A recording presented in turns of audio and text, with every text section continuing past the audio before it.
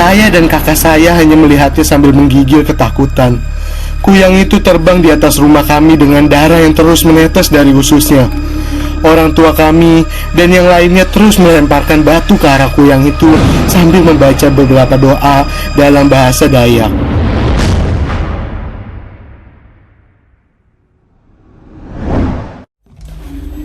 Dikejar kuyang.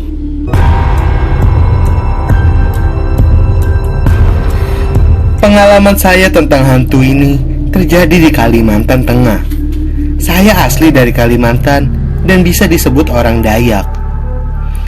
Pengalaman ini terjadi ketika usia saya 15 tahun saat kami pindah ke rumah baru di Kuala Kurun, Kalimantan Tengah. Saya memiliki kakak. Dia sudah berusia 17 tahun. Ketika kami pindah ke rumah baru itu, hari sudah gelap. Tanpa izin dari orang tua, saya dan kakak saya pergi ke sungai dekat hutan untuk mencari katak untuk digunakan sebagai mainan. Ketika kami bersenang-senang mengumpulkan katak, tiba-tiba saya dan kakak saya kaget.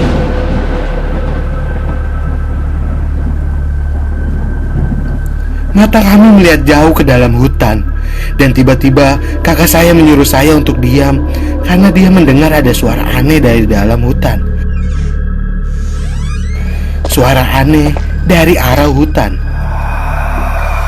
Suara itu terdengar seperti peluit panjang, tapi tidak terlalu keras. Mendadak, saya merasakan dingin di seluruh tubuh. Dan tidak lama setelah itu, terlihat sebekas cahaya yang berasal dari hutan. Ternyata itu adalah kepala wanita yang terbang dengan usus tanpa tubuh di bagian bawah.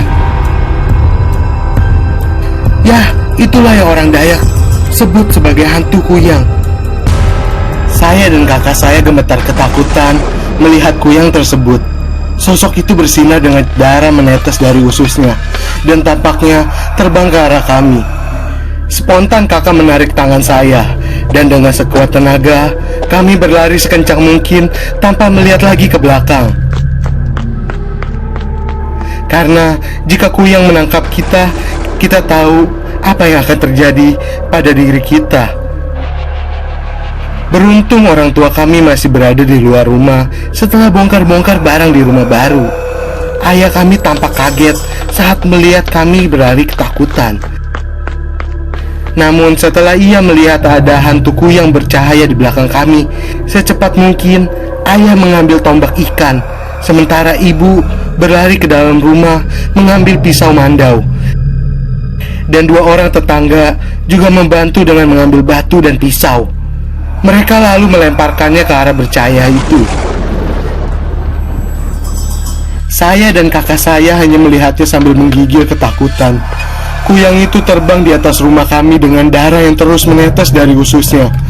Orang tua kami dan yang lainnya terus melemparkan batu ke arah kuyang itu sambil membaca beberapa doa dalam bahasa Dayak. Sekitar setengah jam kemudian, akhirnya hantu itu menghilang perlahan-lahan. Setelah ayah yakin hantu itu benar-benar pergi, kita semua masuk ke dalam rumah dan mengunci setiap jendela dan pintu.